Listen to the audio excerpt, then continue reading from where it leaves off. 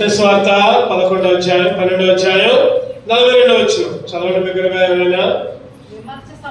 విమర్శ సమయమున దక్షిణ దేశపు రాణి ఈ తరము వారితో నిలబడి వారి మీద నేర స్థాపన చేయము. ఆమె సొలొమోను జ్ఞానము వినుటకు భూమి ఆకాశం నుండి వచ్చెను. ఇదిగో సొలొమోను కంటే గొప్పవాడు ఇక్కడ ఉన్నాడు. సొలొమోను కంటే గొప్పవాడు మన దేవుడు. సొలొమోను కంటే గొప్పవాడు, మోషే కంటే గొప్పవాడు, అబ్రహాము కంటే గొప్పవాడు, దావీదు కంటే గొప్పవాడు. లేకపోతే ఇంకా పేరు చెప్పక్కర్లేదు, కానీ ప్రపంచంలో అందరికంటే గొప్పవాడు యేసుక్రీస్తు మాత్రమే. రాజులు ఉన్నారు, ప్రభువులు ఉన్నారు, దేవతలు ఉన్నారు, దేవుళ్ళు ఉన్నారు. ఈ లోకంలో మానవ జన్మతో పుట్టిన వాళ్ళందరూ కూడా అందరికంటే కూడా యేసుక్రీస్తు పరిశుద్ధాత్మ ద్వారా గర్భం ధరించి యేసుక్రీస్తు ఈ లోకాన పుట్టాడు. ధనవంతులైన కూడా తగ్గించుకొని ధీరుడు ఈ లోకానికి వచ్చాడు. రావడం మాత్రమే కాదు, చనిపోయాడు. చనిపోవడం మాత్రమే కాదు, తిరిగి లేచాడు. తిరిగి లేవడం మాత్రమే కాదు, తిరిగి రాబోతున్నాడు. ఈ లక్షణాలన్నీ కలిగిన దేవుడు ఎవరయ్యా అంటే యేసుక్రీస్తు మాత్రమే. యేసుక్రీస్తు ఇప్పుడు చెప్పిన ఈ 4-5 లక్షణాలు కలిగి ఉన్నాయి, ఎవరికి కూడా లేవు. అందుకనే సొలొమోను కాదు, మోషే కాదు, లేకపోతే ధర్మశాస్త్రం కాదు, లేకపోతే దావీదు కాదు, లేకపోతే ఇంకా గొప్ప గొప్పలు ఉండొచ్చు, వాళ్ళందరికంటే కూడా గొప్పవాడు యేసుక్రీస్తు మాత్రమే అని బైబిల్ చెప్తుంది. అసలు సొలొమోను ప్రపంచంలో ఒక మాట చెప్పాలంటే ఎవరు గొప్పవాళ్ళు అని చరిత్రకారులు ఆలోచిస్తే, ఎవరు గొప్ప రాజు, ఎవరు గొప్పవాళ్ళు అని చూస్తే ప్రపంచం అంతట్లో దగ్గర దగ్గర ఇశ్రాయేలు గోత్రాలు 12 గోత్రాలు ఉన్నాయి. 12 గోత్రాల్లో 10 గోత్రాలకేమో 19 మంది రాజులు ఉన్నారు, 2 గోత్రాలకేమో 20 మంది రాజులు ఉన్నారు. అంటే 12 గోత్రాలకి 39 మంది రాజులు ఉన్నారు. అంతకంటే ముందు సౌలు ఒక రాజు, దావీదు ఒక రాజు, సొలొమోను ఒక రాజు. 3 రాజులు ఈ 39 గోత్రాలకు కూడా రాజులుగా ఉన్నారంటే మొత్తం ఎంతమంది రాజులు అంటే 42 మంది రాజులు.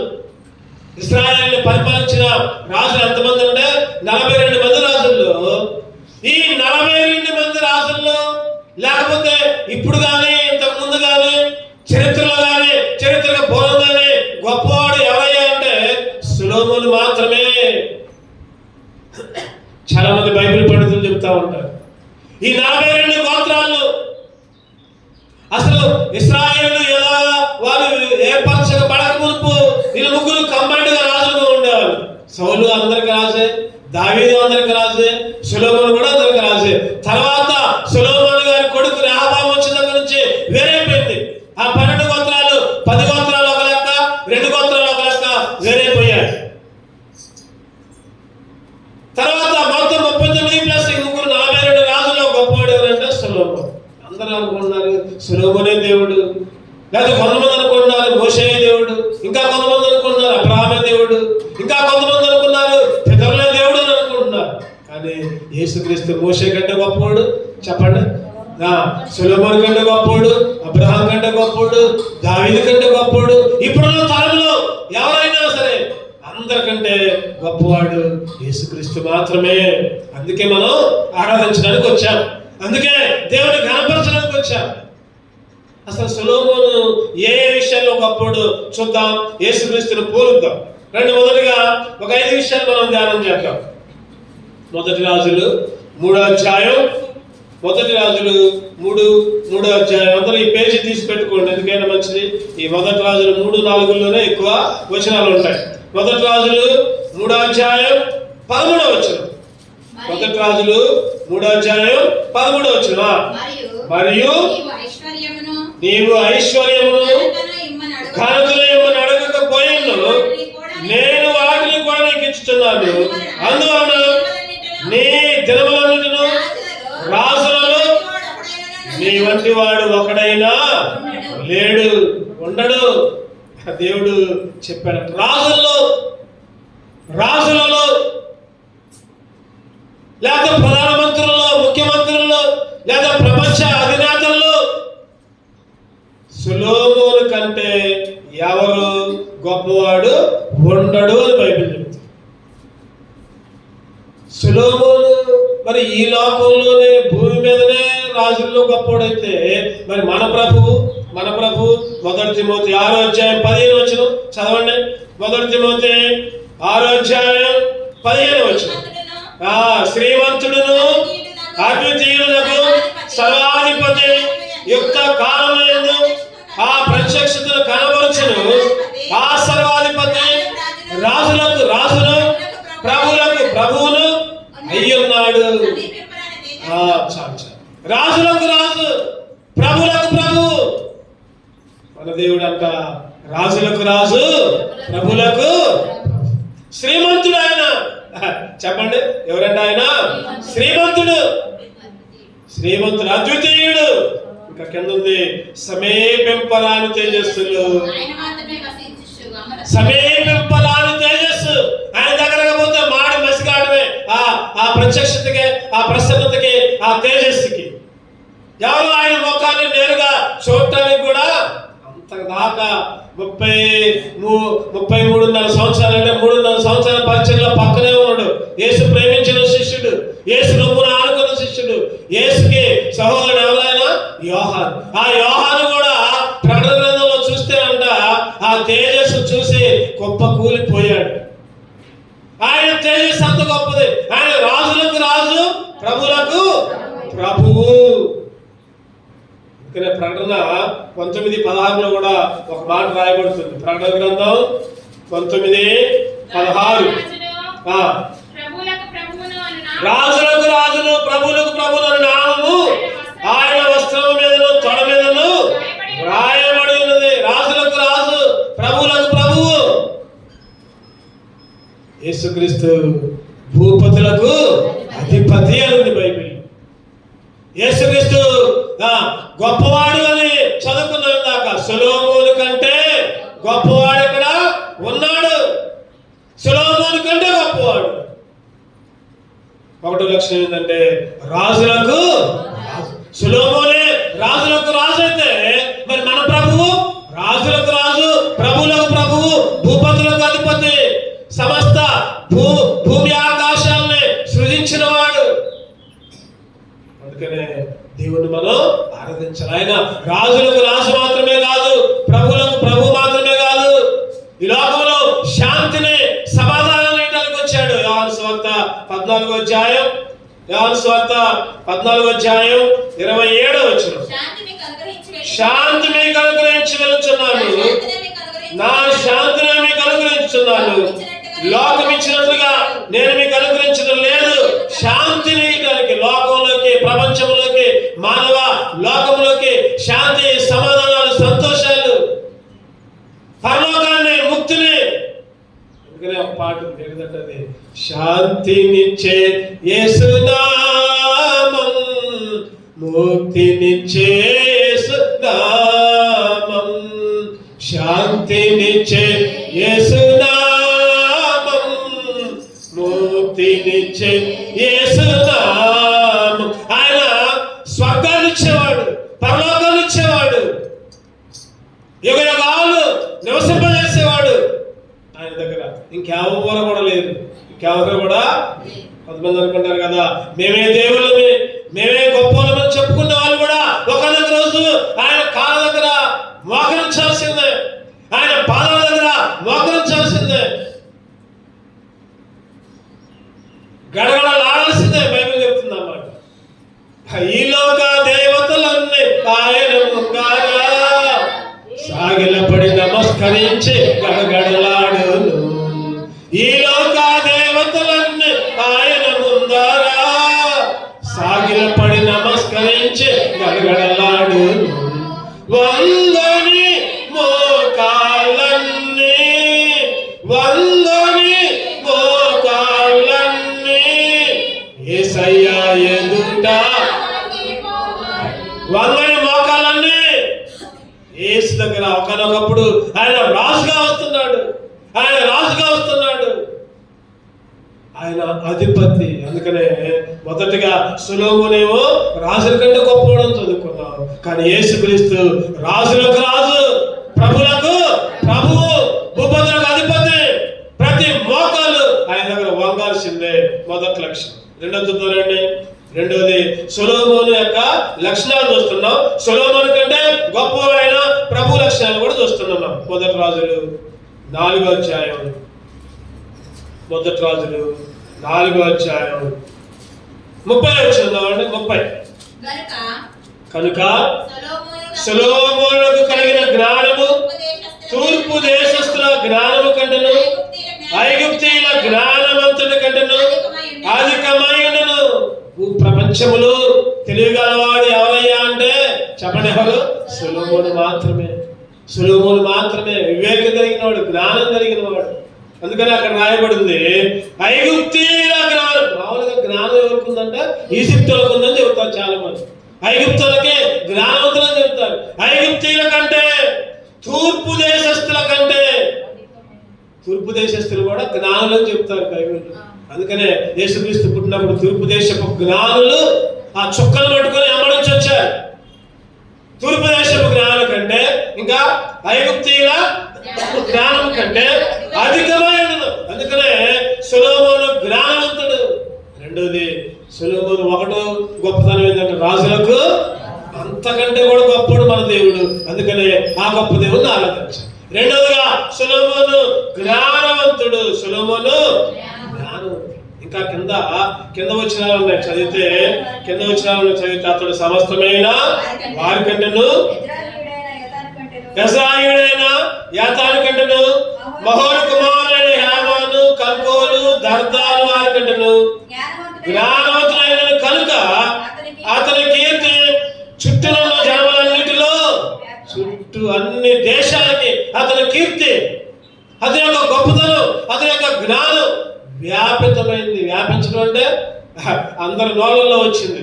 ఇంకా 34 వచ్చిన అతని జ్ఞానపు మాటలు 32 వచ్చు. అతడు 3000 సామెతలు చెప్పాను, 1005 కీర్తనలు. ఎన్ని సామెతలు అంట? 3000. మన సామెతల గ్రంథంలో ఎన్ని ఉన్నాయి చెప్పండి? మొత్తం లెక్క పెడితే 850 ఉన్నాయి. సామెతల గ్రంథంలో 1వ అధ్యాయం నుంచి 31 దాకా చూస్తే 850 ఉన్నాయి సామెతల గ్రంథంలో. కానీ ఇంకా కొన్ని సామెతలు బైబిల్లో రాయడానికి స్థానం లేదు, అందుకని రాయాల. ఆయన సామెతలు అంట ఎన్ని? 3000 సామెతలు. 3000 సామెతలు. ఎన్ని కీర్తనలు? ఎన్ని కీర్తనలు అంటే 1005. అంటే 1005 కీర్తనలు. మరి బైబిల్లో 150 కీర్తనలో 2 కీర్తనలే ఉన్నాయి ఆయన రాసిన. 72వ కీర్తన, 127వ కీర్తన. అంటే మిగిలిన కీర్తనలు రాయడానికి కూడా స్థలం లేదు బైబిల్లో. ఆయన అంతా జ్ఞానవంతుడు. 3000 సామెతలు అంట, 1005 కీర్తనలు అంట. మరి ఎంత జ్ఞానం ఉంటే రాయాలన్నమాట, ఎంత వివేకం ఉంటే రాయాలి. ఈరోజు ఆయన జ్ఞానులకు జ్ఞాని. ఆయన రాసిన గ్రంథాలు చెప్పండి. సామెతలు రాసింది, ప్రసంగి రాసింది, పరమగీతం రాసింది, కీర్తనలో 72 కీర్తన, 127 కీర్తన కూడా. ఆయన జ్ఞానవంతుడు కాబట్టి ఆయన కొద్దిగా బైబిల్లో స్థలం ఇచ్చారు. ఆయన రాసిన వాటికి స్థలం ఉంది బైబిల్లో. ఈరోజు జ్ఞానం మన ప్రభువు చదువురండి. 147:5 కీర్తనలు. మన ప్రభు ఎటువంటి వాడు? సొలొమోను కంటే గొప్పవాడు కాబట్టి ఒక్కరు చదవండి. ముందు తీసిన వాళ్ళు ఒక్కరు చదవండి. 100 కీర్తనలు. నిన్న కీర్తన అంటే 147:5. మన ప్రభువు గొప్పవాడు, ఆయన అధిక శక్తి గలవాడు, ఆయన జ్ఞానములకు, చెప్పండి, ఆయన జ్ఞానములకు గొప్పవాడు. మన ప్రభువు గొప్పవాడు. అసలు సొలొమోనుకి జ్ఞానం ఇచ్చిందే దేవుడు. మన ప్రభువు గొప్పవాడు, ఆయన అధిక శక్తి గలవాడు, ఆయన జ్ఞానములకు మితి లేదు, అంతు లేదు. ఆయన జ్ఞానములకు మితి లేదని బైబిల్ చెప్తుంది. కొలస్సీ 2:3 చదివితే బుద్ధి జ్ఞానములంట. కొలస్సీలకు రాసిన పత్రిక 2వ అధ్యాయం 3వ వచనం. బుద్ధి జ్ఞానములు సర్వ సంపదలు ఆయన యందే. బుద్ధి జ్ఞానం సర్వ లోకంలో చాలా మంది అనుకుంటారు మేము తెలుగు వాళ్ళం, మేము గొప్ప వాళ్ళం, మేమే ఈ కనిపెట్టినాం ఈ కనిపెట్టినాం.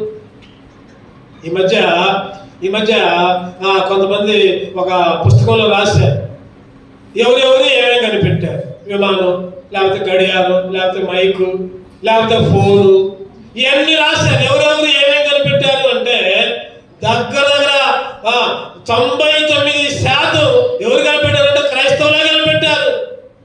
క్రిస్టియన్సే దేవుని బిడ్డలే కనిపెట్టారు. 1, 2, 100, 1000 అనుకోండి 20, లేకపోతే 1,00,000 అనుకోండి 1000.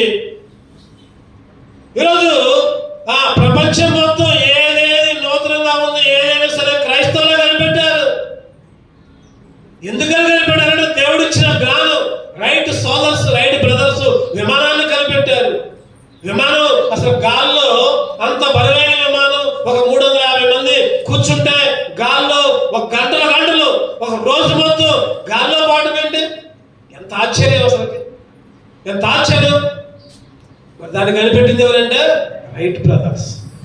వాళ్ళు చెప్తా ఉంటారు విమానాన్ని కనిపెట్టిన తర్వాత ఒక ఆదివారం అంట ఇంగ్లాండ్ మహారాణి గారు అరే మీరు భలే చక్కని ఇన్వెన్షన్ చేశారు, బాగా మంచిగా కనుక్కున్నారు, ఇగో మీ ఇద్దరికి మా రాజ భోజనం పెడతాం, రండి ఇగో ఆదివారం మేము ఖాళీగా ఉంటాం, రండి మా రాజభవన దగ్గర భోజనం రండి అంటే వాళ్ళు ఒకటే అన్నారంట. రాజుగారు రాణి గారు మీరు ఆహ్వానించారు, చాలా సంతోషం, మీకు ఆదివారం ఖాళీగా ఉండదేమో కానీ నాకు మాత్రం ఖాళీగా ఉండదు, నాకు కూడా మీ దగ్గరకు రావాలని ఉంది. కానీ మీరు చెప్పిన టైంలో ఆ టైంలో నేను దేవుని మందిరంలో మేము దేవుని స్తుతించాలి, దేవుని ఆరాధించాలి, ఇంకొక రోజు ఎప్పుడైనా పెట్టండి అప్పుడు మేము వస్తామన్నారు. దేవుడిచ్చిన జ్ఞానంతో మాట్లాడారు, దేవుడిచ్చిన జ్ఞానంతో విమానాన్ని కనుక్కున్నారు. దేవుడికి తప్ప ఇంకా దేనికి స్థానమేల. కారణం ఏంటంటే అది దేవుడిచ్చిన జ్ఞానం. ఈరోజు ప్రపంచమంతా రకరకాలుగా కనుక్కున్నారు. అందుకనే సొలొమోను వీళ్ళందరికీ పెద్ద, సొలొమోనుకి జ్ఞానం ఇచ్చిన వాడే మన దేవుడు. 147 అదే చదువుకున్నాం మనం. మనం ఒకసారి ఉన్నామాట.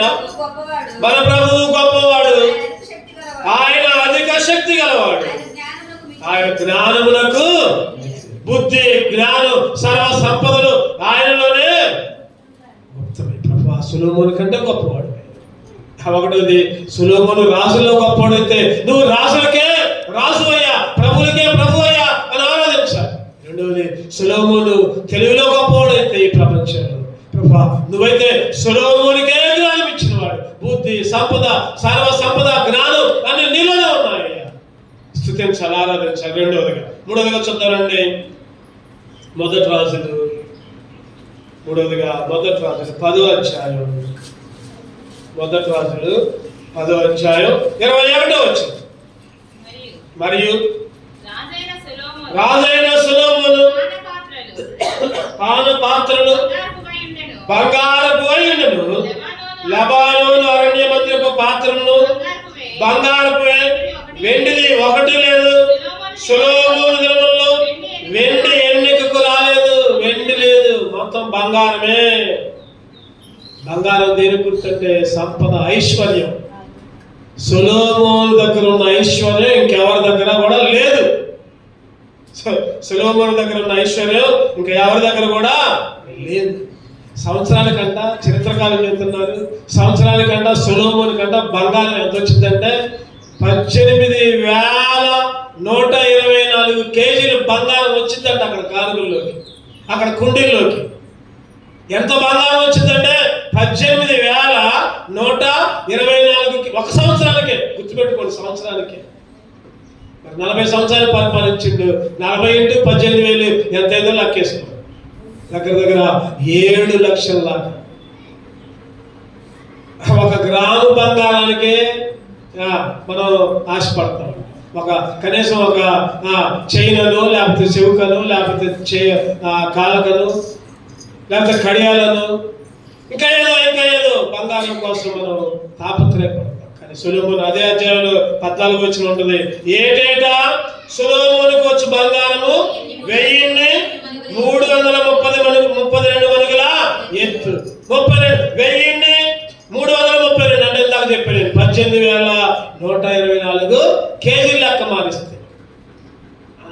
ఐశ్వర్యం ఉంది, సొలొమోనుకి అంతా ఐశ్వర్యం ఉంది. మరి మన దేవుడు చెప్పండి, మన దేవుడు ఆస్తి అంతా లెక్క పెట్టారా? దేవుడు ఆస్తి అంతా. నిర్గమాకాండలో ఒక మాట ఉంటుంది, 19వ అధ్యాయం, నిర్గమాకాండం 19:6, సమస్తము నాదే అంటాడు దేవుడు. సమస్త భూమి నాదే కదా, సమస్తము నాదే కదా. ఈ లోకంలో ఏది ఉన్నా సరే దేవుడిదే, ఏది ఉన్నా సరే అది దేవుడిదే. ఇంకో మాట చెప్తారండి, యోబు గ్రంథం 41:11, యోబు గ్రంథం 41:11, ఇవ్వలసి ఉండినట్లు నాకు ఎవడైనా ఏమైనా ఇచ్చినా ఆకాశ వైశాల్యమంతటి కింద ఉన్నదంతయు, ఆకాశ వైశాల్యం కింద ఉన్నదంతా దేవుడిదే, నాదే కదా. సమస్త భూమి నాదే కదా.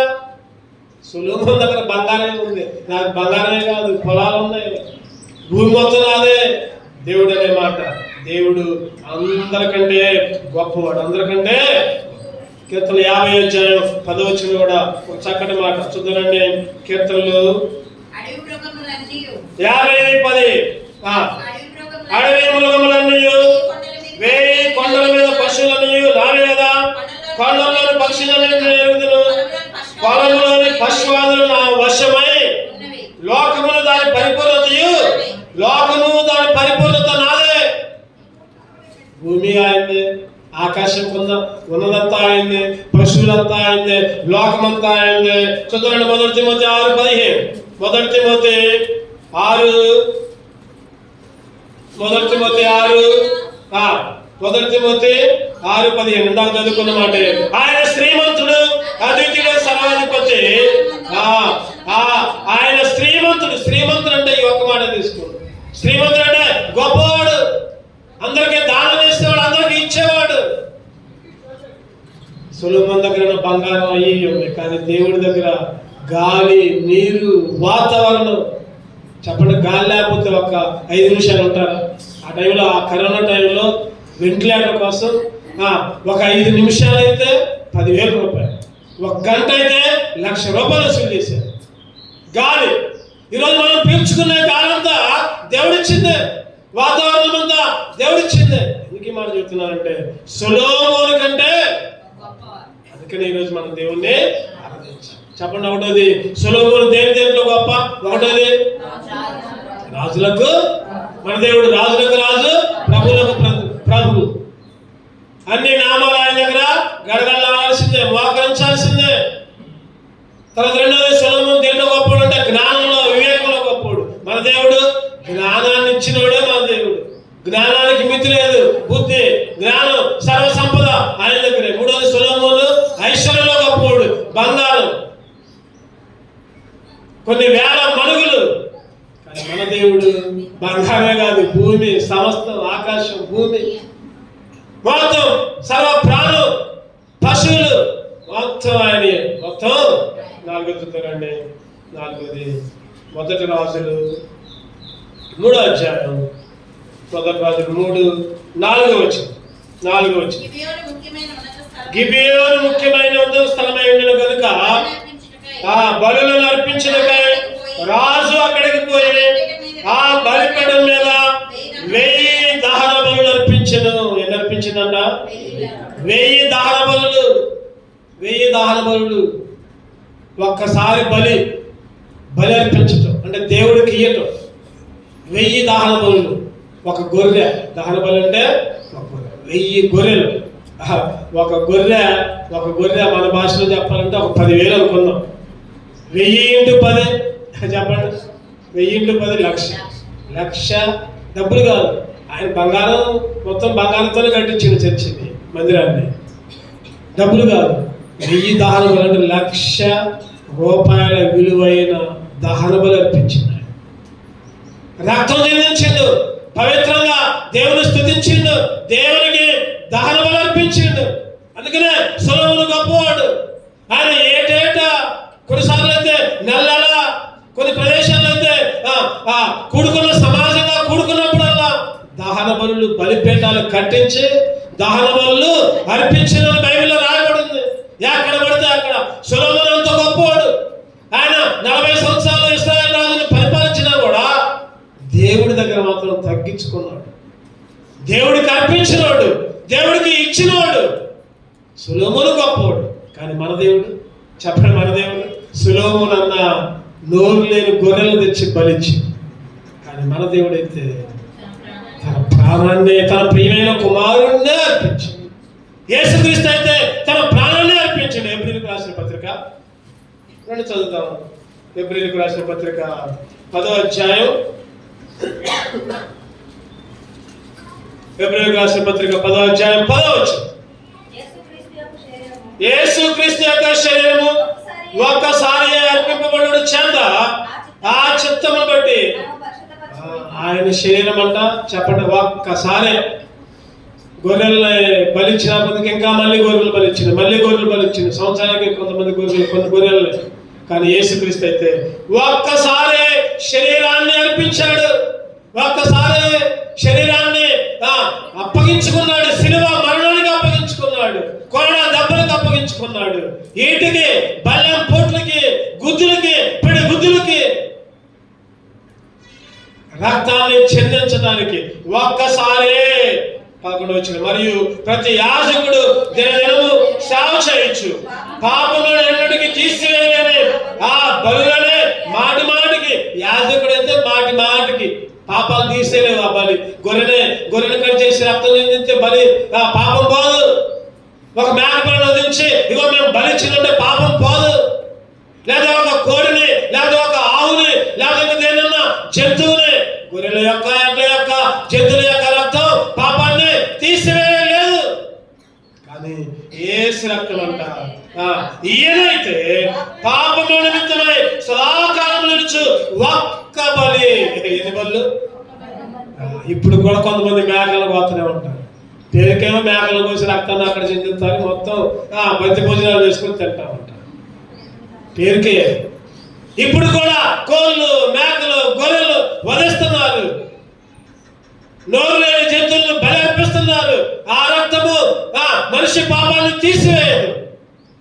యేసు రక్తము పవిత్రమైన రక్తము, పరిశుద్ధమైన రక్తము, అమూల్యమైన రక్తము, గొర్రెపిల్ల రక్తము నీ ప్రతి పాపాన్ని కూడా తీసివేసింది.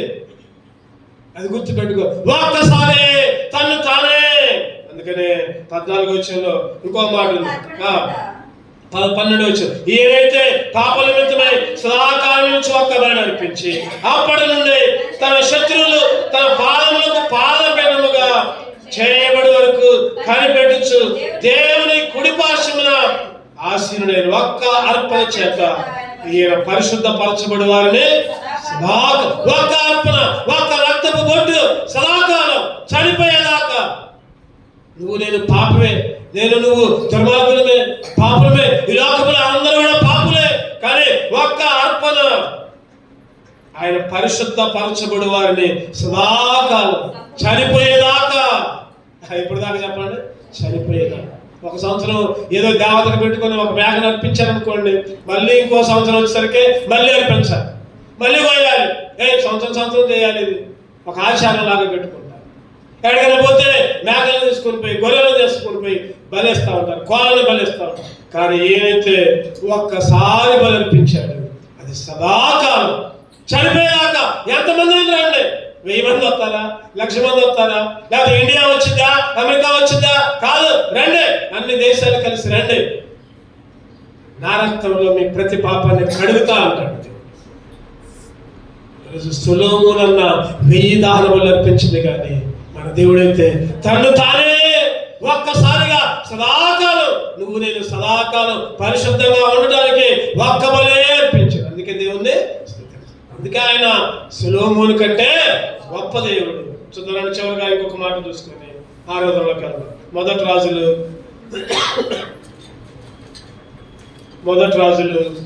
4వ అధ్యాయం. మొదటి రాజులు 4:27.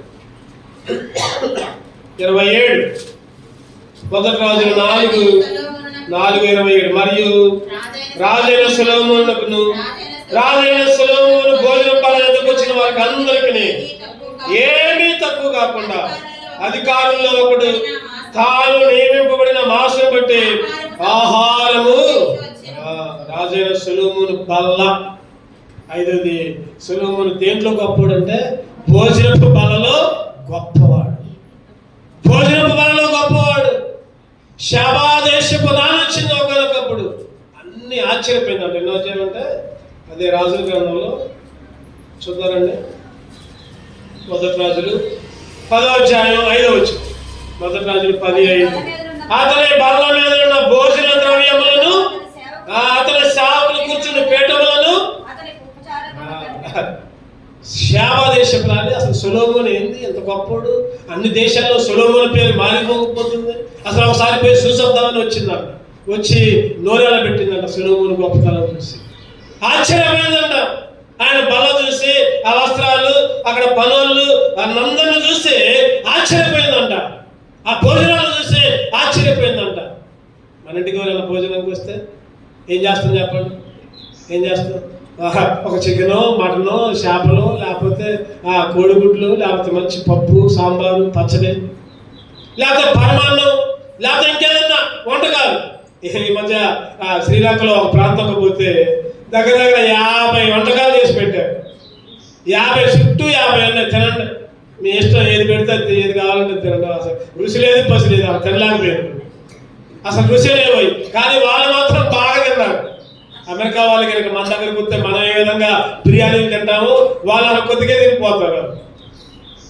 శ్రీలంక పోతే అట్లా జరిగింది. 50 రకాల రుచికరమైన పదార్థాలు బాగుంటాయండి. తినండి. మాకేమో తినబుద్ధిగా, మాకేమో వస్తుంది తినబుద్ధిగా. ఏదో అట్లా ఫార్మాలిటీకి కొద్దిగా తిని బయటకు వచ్చి. మరి సొలొమోను బల్ల దగ్గర చదవాలండి ఒక మాట. అదే అధ్యాయం ఒక మాట ఉంటుంది. సొలొమోను బల్ల దగ్గర ఏముంటాయి అంటే మొదటి రాజులు 4వ అధ్యాయం 22వ వచనం. ఒక్కొక్క దినమునకు సొలొమోను భోజనము సామాగ్రి ఎంత అనగా 600 తూముల సన్నపు గోధుమ పిండి, 1200 తూముల ముతక పిండి, కొవ్విడి ఎడ్లు 10, విడి ఎడ్లు 20, 100 గొర్రెలు. ఇవిగాక ఎర్ర దుప్పులు, చెక్కలు, కొవ్విన బాతులు. చూడండి, ఇవన్నీ చూస్తే మనందరం అయితే ఒక 10 సంవత్సరాలు తింటాం. ఇవన్నీ 10 సంవత్సరాలు. ఒక్క రోజుకే సొలొమోను ఆహారం ఏంటంట చెప్పండి. 600 తూముల సన్నపు గోధుమ పిండి అంట. 600 తూములు అంటే తెలుసు కదా మనకి. అంత పట్టి అంత గోధుమ పిండి అంట. 10 సంవత్సరాలు తింటాం మనం అయితే. ఇంకా ఏముంది? 1000 ఒక్క రోజుకే 200 తూముల ముతక పిండి. కొవ్వినెడ్లు అంట 10 అంట. కొవ్వినెడ్లు ఒక ఎడ్డుకు వస్తే ఊరి మొత్తం తింటాం మనం. అటువంటి 10 ఒక్క రోజుకే. ఇంకా విడి ఎడ్లు 20, 100 గొర్రెలు. ఇవిగాక ఎర్ర దుప్పులు, జింకలు, కొవ్విన బాతులు. చికెన్ లేదు అప్పుడు, ఇంకా కోళ్ళు పట్టలేదు అనుకుంటా. అప్పుడు లేకపోతే అవి కూడా రాసేవాడు. సొలొమోను యొక్క బల్ల అంత గొప్పవాడు. ఎన్ని రోజులకి ఇది? సొలొమోను. ఎందుకని ఆ మాట వచ్చిందంటే ఇక్కడ ఇదిగో సొలొమోను కంటే గొప్పవాడు. సొలొమోను ఈ లోకంలో 5 అంతల గొప్పతనం చూసుకుంటా వచ్చావు. కానీ యేసుక్రీస్తు అయితే తన్ను తానే చెప్పండి ఆహారంగా ఇచ్చాడు. తను తానే ఆహారం ఇచ్చాడు. యోహాను సువార్త 6వ అధ్యాయం చదవండి. సొలొమోను ఆహారం అట్టయితే మరి యేసుక్రీస్తు అంట యోహాను 6:54. యోహాను 6వ అధ్యాయం 54. నా శరీరము తిని నా రక్తము త్రాగువారే నిత్య జీవము కలవాడు. అంచెదేమో నేను వారిని. నా శరీరము నిజమైన ఆహారం, నా రక్తం నిజమైన పానం ఉన్నది. నా శరీరము తిని నా రక్తం త్రాగువాడు నేను వారి యందు నిలిచినట్లు ఆయన శరీరం ఆయన రక్తమే ఆహారం ఇచ్చాడు. చెప్పండి. సొలొమోను ఒక్క రోజుకి అన్ని తింటే మరి 2వ రోజు కూడా మళ్ళీ అన్ని రావాల్సిందే. మళ్ళీ 2వ రోజు కూడా 10 ఎడ్లు రావాలి, 20 ఎడ్లు రావాలి, దుప్పులు రావాలి, 100 గొర్రెలు రావాలి, బాతులు రావాలి, కొవ్విని రావాలి, అన్ని రావాలి. కానీ యేసుక్రీస్తు శరీరం తింటే చెప్పండి సదాకాలం యుగయుగాలు ఈ లోకంలో ఉన్నప్పుడే కాదు, పరలోకంలో కూడా అదే ఆహారం మనకి. ఇక ఆకలి ఉండదు, దప్పిక ఉండదు, చీకటి ఉండదు, రోగం ఉండదు, కన్నీళ్ళు ఉండవు, దుఃఖం ఉండవు. ఈరోజు యేసుక్రీస్తే మనకు ఆహారంగా వచ్చాడు. అది గొప్ప సరే. అందుకనే ఆయన సొలొమోను కంటే గొప్ప. సొలొమోను ప్రాణం అర్పించలా. సొలొమోను చచ్చిపోయాడు, సమాధిలో ఉన్నాడు. దావీదు యొక్క తండ్రి సమాధి పక్కనే సొలొమోను కూడా పెట్టారు. కానీ యేసుక్రీస్తు అయితే తనను తానే ప్రపంచానికి, లోకానికి బలిగా వచ్చాడు. ఆయన రక్తాన్ని చిందించాడు. ఆయన రక్తమేమో ద్రాక్షరసం పానంగా ఉంది, ఆయన శరీరమేమో ఒక రొట్టెగా ఉంది. అందుకే ఆయన సొలొమోను కంటే ఈరోజు మన దేవుని ఆరాధించాలి. ఐదంతల గొప్పతనం. చదువుకుందాం మళ్ళీ ఒకసారి మధ్యలో మత్తయి సువార్త మూల పాటలు చదువుకుందాం. మత్తయి సువార్త 12:42 విమర్శ సమయమున అందరం కలిసి చదువుకున్నాం. విమర్శ సమయమున దక్షిణ దేశపు రాణి ఈ తరము వారితో నిలబడి వారి మీద న్యాయస్థాపన చేయును. ఆమె సొలొమోను జ్ఞానం ఎంతకు భూమి అంతముల నుండి వచ్చెను. ఇదిగో సొలొమోను కంటే గొప్పవాడు ఇక్కడ. భూమి అంతం నుంచి, చివరి నుంచి, ఎక్కడెక్కడో ప్రాంతం నుంచి గొప్పతనాన్ని తెలుసుకోవడానికి శాపదేశం రాస్తే సొలొమోను కంటే గొప్పవాడు ఇక్కడ. సొలొమోను రాజే, కానీ నేను రాజులకు ప్రభులకు ప్రభు. సొలొమోను జ్ఞానవంతుడే లోకంలో, కానీ నేను జ్ఞానాన్ని ఇచ్చిందే నేను.